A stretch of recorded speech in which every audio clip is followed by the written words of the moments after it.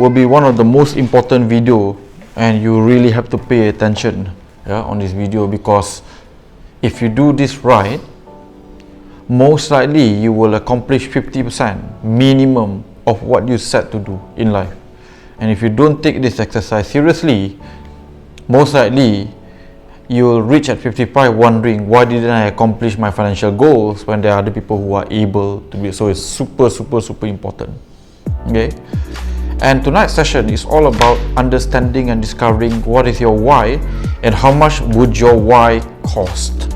Now, before you travel somewhere, normally before you even drive, you would have probably set your GPS or your Waze or your Google Maps and say, I want to go to KTTDI, right, before you even drive, right? That's normally the logical sense. Today, I think everyone who has got a smartphone will basically do that before they even travel, right?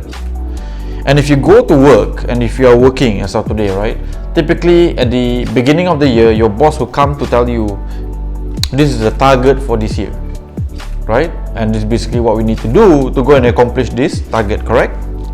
Now, however, if you realize none of us, or a lot of us, don't really actually do up a proper target in life. We don't have a JD in life, or job objective, or job description. We have one for our working employment, but we don't have one for our life. And therefore, a lot of people end up working, and by the time they reach retirement, they are wondering, what did I actually accomplish in this life? And they are wondering, why would they still have to work doing Grab after retirement? So your why is super important. It's very important for you to discover what is your why today, right? And why buying property will help you get closer, right, to your objective. Now, if you look at the board behind me, okay, I would say these are some of the most important and generic whys that you basically need to do, right, in life. Now, I think most of us here will probably want to drive a nice car, at least a continental car like a BMW or Mercedes minimum. Some of you maybe want to have Ford Mustang, even a Lambo, Porsche or Ferrari, doesn't really matter, right? What you need to do is that you need to decide, right? You need to decide what is the monthly installment of your dream car would be. Okay. Second thing, I think a lot of us here will probably decide, I would love to be able to travel every year to an overseas destination, and if it's possible, I want to be able to do it for free, right?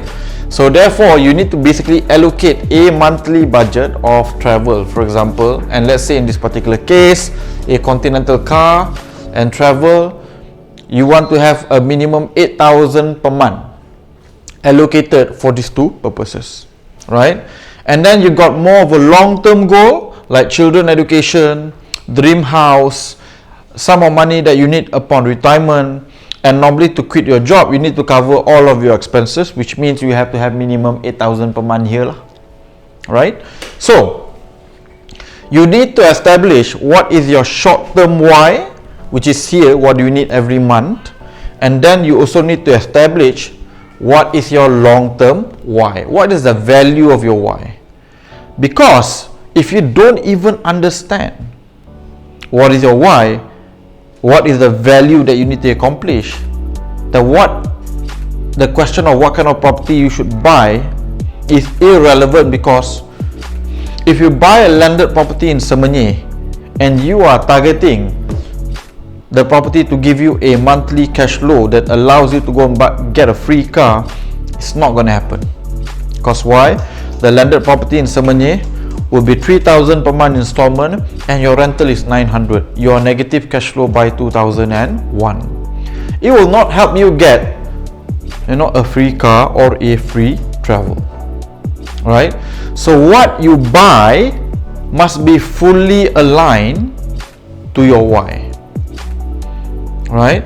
And once you understand your why, you assign the value to your why, then only you can ask the question, is the property that I'm about to buy today will bring me closer or further away from your why? If it's gonna give you a closer chance to get to your why, that will be the property that you want to buy. And if the property will bring you further away from your why, like the example just now of a landed property in Semenye, then you shouldn't be buying that property if your target is to get a monthly cash flow.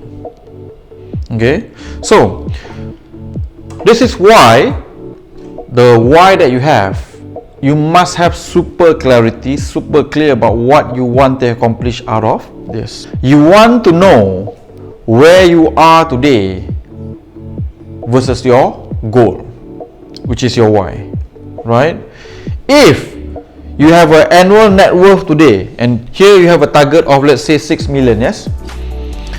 If every year that you work, your net worth only grow by 10,000 the next 20 years, 10,000 times 20 years means you only gonna get 200,000.